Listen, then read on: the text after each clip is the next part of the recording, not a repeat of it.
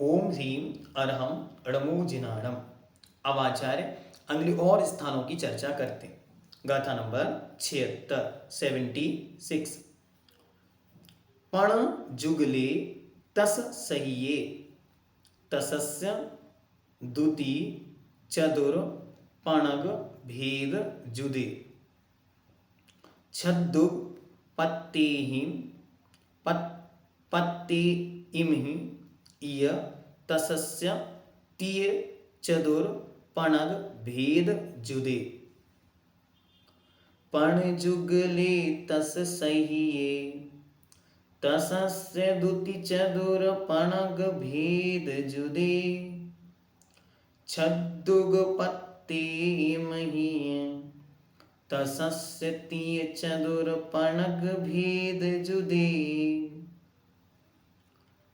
पंचम युगले तस सहिते त्रिशस्य द्वि त्रि चतु चतुर शब्द है उसे चतु मतलब चार पणग मतलब पंचक पांच भेद जुदे भेद से युक्त हैं। मतलब क्या कहना चाहते तो उसी को आगे बढ़ाते हुए आचार्य कहते हैं पंच स्थावर युगलों में पंचम युगले तस सहिये त्रिसों के मिलाने से तथा त्रिसस्य और त्रस के द्वि त्रि द्वि मतलब दो ती मतलब तीन चतुर मतलब चार पणग मतलब पांच भेद जुदे तो त्रस के दो तीन चार पांच भेदों से युक्त भेद करके मिलाने से क्रमशः क्या बन जाएंगे अलग अलग से 11 12 13 14 और 15 स्थान होते हैं। अब कैसे होंगे वो हम लोग आगे पढ़ेंगे। तो क्या करना है पहले पंचम युगले मतलब जो स्थावरों के 5 भेद हैं उनके भी क्या करना बादल सूक्ष्म की अपेक्षा पंच युगल होते हैं। तो वे कितने हो जाएंगे टोटल 10। ठीक है फिर उन 10 में त्रस के दो कौन कौन से एक विकल और एक सकल मिला पहले एक मिलाएंगे त्रस तो बनेंगे 11 फिर उसके बनाएंगे 2 तो बनेंगे 12 फिर मिलाएंगे 3 तो बन जाएंगे 13 फिर 4 तो 14 और 15 ऐसे 15 स्थान बनेंगे। समझ में आ रहा पण जुगले 5 के जुगल बना देंगे तो स्थावर के 5 उनके सूक्ष्म और बादल दोनों भेद कर देंगे तो हो जाएंगे 10 तस सहिये त्रस से युक्त।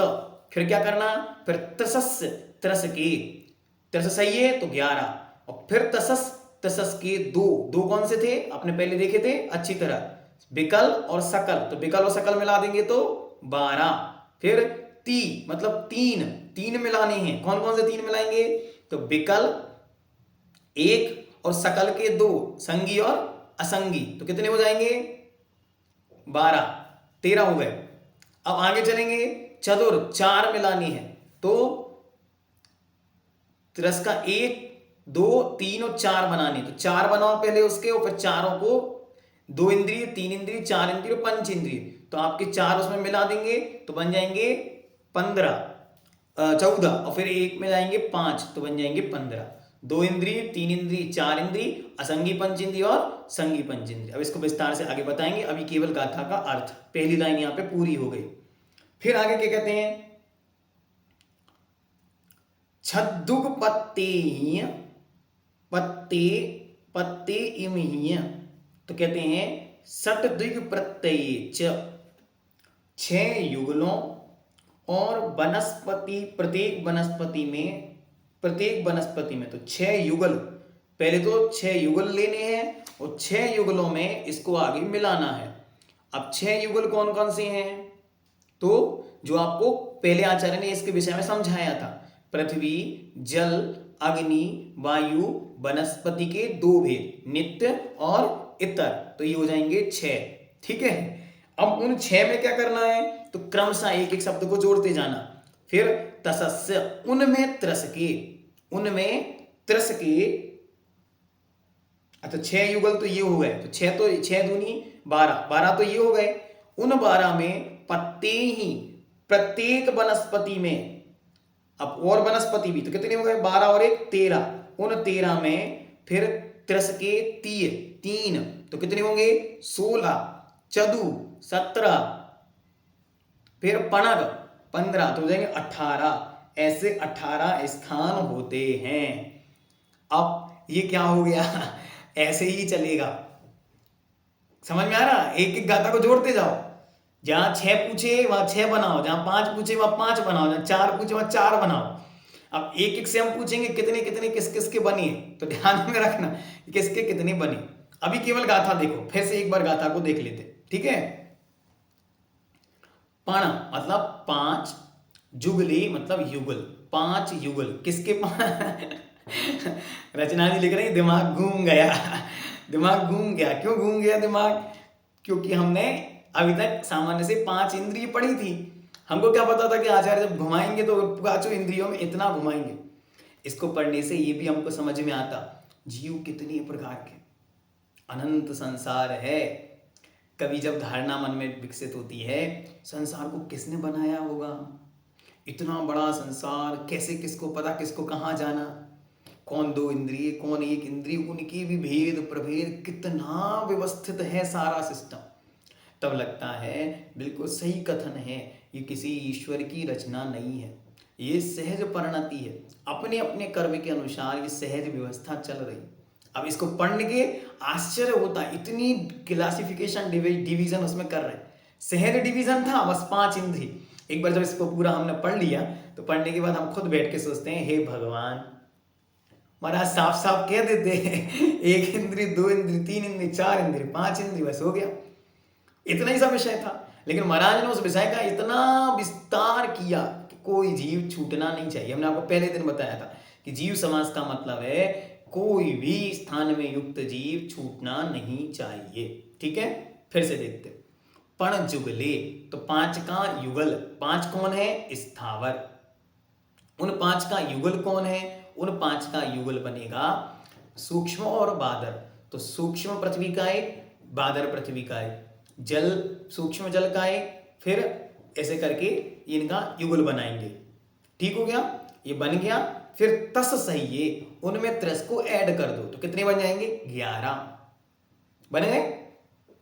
5 स्थावर के दुगने भेद किए सूक्ष्म और बादर, तो 10, उसमें 1 मिला दिया, टोटल हो गए 11। फिर आगे आओ तसस्, अब त्रस के दुई 2 लेने, तो त्रस के 2 कौन, विकल और सकल, तो टोटल कितने हो गए 10 और 2 12, तो 11 थे 12 स्थान हो गए। फिर आगे आएंगे तीय, अब इसके 3 स्थान करो, तो विकल सकल के 2 भेद संगी और असंगी, तो अब इसको 3 इसमें मिलाओ 10 में, तो कितने बन गए 13। ये 10 बराबर रखे 1 से यहाँ पे, ठीक है, उन 10 में मिलानी। फिर कहते हैं चदु, अब उसके 4 कौन से, तो 4 भेद बनाओ पहले पिछली वाली गाथा में से, 2 इंद्री 3 इंद्री चतुरिंद्री और सकल इंद्री या पंच इंद्री, तो ये हो गए 4, तो बन गए 14 भेद। फिर आओ 15 भेद, पण में मिलाओ 5, कौन कौन से 5, 2 इंद्री 3 इंद्री 4 इंद्री असंगी पंच इंद्री संगी पंच इंद्री, तो बन गए 15, ठीक है। अब आगे के स्थान बनाने हैं, तो नीचे आ जाओ गाथा के। गाथा देखो, गाथा मूल गाथा में चलोगे तो समझ में आएगा, हिंदी में जाओगे तो फंस जाओगे क्योंकि हिंदी विस्तृत है, हिंदी में नहीं जाओ, अभी मूल गाथा से चलो। मूल गाथा जब नहीं आएगी समझ में तब हम हिंदी को देखेंगे, और हम हर गाथा के बाद आपको हिंदी इसलिए बताते हैं कि आपको विषय और अगर कोई विस्तृत दिया हो तो वो आपको समझ में आ जाए। क्योंकि हमारा विश्वास तो आचार्य श्री की परंपरा से है मूल पर, हम नीचे को देखने में ज्यादा विश्वास नहीं रखते। जब ऊपर का समझ में नहीं आएगा तब नीचे का विषय देखना अनिवार्य है, क्योंकि हमारा ज्ञान उतना जा ही नहीं रहा, लेकिन कोशिश करना है कि मूल गाथा से समझना। फिर कहते हैं छद्दुग, छद्दुग कौन है, तो छद्दुग मतलब 6 का युगल। अब वो 6 कौन है, तो पुरानी गाथाओं से याद करो कि 6 कहां बनाए थे, तो गाथा नंबर 73 में आचार्य ने स्थावरों के 6 भेद बनाए थे। कौन कौन से 6 भेद बनाए थे, तो पृथ्वी जल अग्नि वायु और नित्य निगूढ़ और इतर निगूढ़। तो इनके तो सूक्ष्म, इनके तो 2 भेद कर दिए, तो इनके 2 भेद कर देने से हो जाएंगे टोटल 10 भेद, उसमें मिलाएंगे एक प्रत्येक, फिर से देखो क्रम से, पृथ्वी, जल, अग्नि, वायु और वनस्पति, इतर निगोद और नित्य निगोद, टोटल हो गए। वनस्पति को छोड़ के वनस्पति के दो भेद कर दो, पृथ्वी, जल, अग्नि, वायु और वनस्पति के दो, नित्य निगोद और इतर निगोद, ये हो गए 6। और 6 दुग, इनके दुगने सूक्ष्म और बादल। 73 नंबर गाथा का पहली पंक्ति देख लो एक बार टर्न करके। भू आउ टेउ बाऊ निच चदु गदी निगोद थूली धरा, थूली धरा, थूली इधरा, थूली मतलब स्थूल, इधरा मतलब बादर। तो पृथ्वी, जल, अग्नि, वायु, नित्य निगोद, इतर निगोद, इनके सूक्ष्म और स्थूल कितने भेद बन गए? 12। छद शब्द का अर्थ इतना सा है, ठीक है, इतना सा शब्द है, इतना बड़ा अर्थ है, लग गया। आगे चलते, इनमें कहते हैं पत्ते ही, इनमें प्रत्येक को भी मिला लो। प्रत्येक वनस्पति का केवल एक भेद करना, दो भेद नहीं करना, अभी केवल एक भेद। तो कितने हो गए? 6 दूनी 12 और 1 13। अब 13 में क्या करो? तसस्य, उस त्रस के 3 भेद मिला दो। 3 भेद कौन से? विकल इंद्रिय, संगी पंचेंद्रिय, असंगी पंचेंद्रिय। तो कितने हो गए? मिलाओ, 13 3 16, ठीक हुआ। इक्वेशन, अगली इक्वेशन, चतु 4 मिलाने, तो विकल इंद्रिय और विकल इंद्रिय 1, 2 इंद्रिय 3 इंद्रिय, नहीं 2 इंद्रिय 3 इंद्रिय 4 इंद्रिय और पंच इंद्रिय, 4 मिलाएंगे कितने बन गए? 13 4 17। और फिर 5 भेद, 2 इंद्रिय 3 इंद्रिय 4 इंद्रिय, संगी पंचेंद्रिय, असंगी पंचेंद्रिय, 18 भेद। ठीक है, इस प्रकार ये 18 भेद आचार्य महाराज ने यहां गाथा नंबर 76 तक बना दिए। इसका विशेषार्थ एक बार पढ़ लेते। 5 स्थावरों के बादर सूक्ष्म की अपेक्षा 5 युगल होते हैं। पण जुगले, गाथा देखते जाना। उसमें त्रस सामान्य का एक भेद मिलाने से 11 जीव समास होते हैं। तस सही, ये 11 बन गए। 10 ऊपर बने थे गाथा नंबर 75 में, उसमें एक मिला दिया यहां पर एक और, तो हो गए 11। फिर कहते हैं तथा उन्हीं पंच युगलों में तसस्स, त्रस के द्वि मतलब 2, कौन कौन से 2? तो विकलेंद्रिय, सकलेंद्रिय 2 भेद मिला देने से 12 हुए। फिर उसमें क्या करना? फिर तसस्स, उस त्रस के 3 मिलाने हैं। तो विकलेंद्रिय, संगी और असंगी, इनको मिला देने से 13 भेद हुए। फिर इनमें 4 मिला देने, तो 2 इंद्रिय 3 इंद्रिय चतुरिंद्रिय पंच इंद्रिय, तो 14 भेद हुए। तथा फिर उसमें आगे 5 भेद मिलाने, तो 2 इंद्रिय 3 इंद्रिय चतुरिंद्रिय असंगी और संगी पंच इंद्रिय के भेद मिलाने से 15 भेद जीव समास के होते हैं। अब आ जाएंगे नीचे गाथा के छदुग। छदुग में क्या कहा? तो कहते हैं पृथ्वी, अप मतलब जल, तेज मतलब अग्नि, वायु, नित्य निगोद और इतर निगोद, इनके बादर और सूक्ष्म की अपेक्षा 6 युगल हैं। 6 युगल कर दिए, ठीक है। छद दुगे, तो 6 के युगल मिला दिए। उसमें क्या करना? और प्रत्येक वनस्पति ये एक भेद अकेला लेना। जहां आवश्यकता होगी वहां इसके भी 2 भेद कर देंगे, एक प्रतिष्ठित और एक अप्रतिष्ठित। लेकिन यहां कोई भेद नहीं किया, यहां केवल एक लेना प्रत्येक, क्योंकि उन्होंने दिया पत्ते, बस एक ही शब्द लेना। तो कितने हो गए? 6 दूनी 12 और 1 13। इसमें से तिरस के उक्त 3 भेद मिला देने से 13 और 3 16, 4 भेद मिला देने से 17 और 5 भेद मिला देने से 18, ऐसे भेद बन गए। ठीक हुआ। अब इसको एक क्वेश्चन बनाते रहना। सामान्य जीव तस्थावरेषु पहले सूत्र लिख लो ऊपर कि 2 ही भेद हैं, त्रस प्लस स्थावर। फिर त्रस के भेद बनाते जाओ, स्थावर के भेद बनाते जाओ और दोनों को मिलाते जाओ, तो एक स्थान से 18 स्थान तक ये बन जाएंगे। अब आगे आचार्य इसका विस्तार करेंगे। जब जैसा जहां आचार्य करते जाएंगे हम लोग उतना सीखते जाएंगे, उससे ज्यादा नहीं सीखना। अभी निर्वृत्ति पर्याप्तक, उपलब्धि पर्याप्तक, अपर्याप्तक आदि के भेदों से इन्हीं के और विस्तृत भेदों की चर्चा आचार्य करेंगे, तो उनको हम क्रमशः और पढ़ेंगे। यद्यपि 57 भेद उन्होंने पूर्व बता दिए, 1 से 19 तक के भेद बनाने की ये चर्चा आचार्य ने सिखला दी। ठीक है, आगे के भेदों को यथासंभव देखेंगे। जैनम जयतु शासनम।